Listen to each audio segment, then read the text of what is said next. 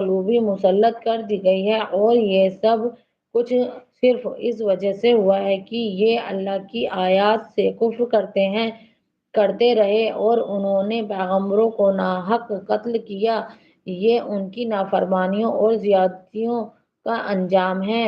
مگر سارے اہل کتاب یکساں نہیں، ان میں کچھ لوگ ایسے بھی ہیں جو راہ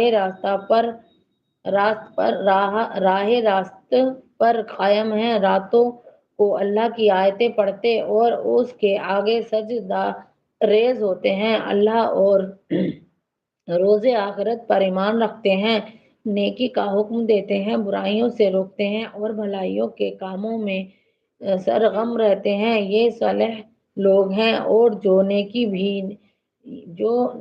نیکی بھی یہ کریں گے اس کی ناقدری نہ کر کی جائے گی۔ اللہ پرہیزگار لوگوں کو خوب جانتا ہے، اور رہے وہ لوگ جنہوں نے کفر کا رویہ اختیار کیا تو اللہ کے مقابلے میں ان کو نہ ان کا مال کچھ کام دے گا نہ اولاد، وہ تو آگ میں جانے والے لوگ ہیں اور آگ ہی میں ہمیشہ رہیں گے۔ جو کچھ وہ اپنی اس دنیا کی زندگیوں میں خرچ کر رہے ہیں اس کی مثال اس ہوا کی سی ہے جس میں پالا ہو اور وہ ان لوگوں کی کھیتی پر چلے جنہوں نے اپنے اوپر آپ ظلم کیا اور اسے برباد کر کے رکھ دیں۔ اللہ نے ان پر ظلم نہیں کیا، در حقیقت یہ خود اپنے اوپر ظلم کر رہے ہیں۔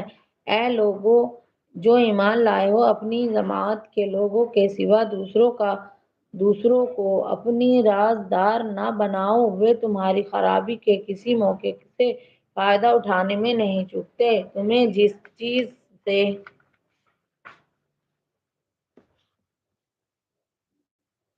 نقصان پہنچے وہی ان کو محبوب ہے، ان کے دل کا بغض ان کے منہ سے نکلا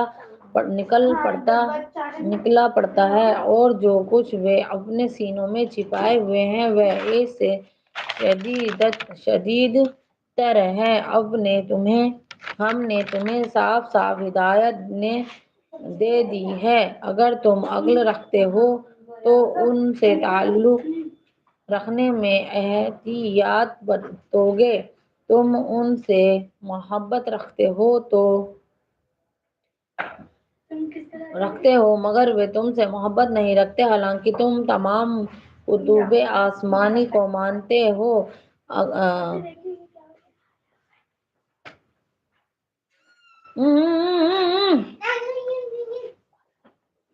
پانی نہیں بتا پانی نہیں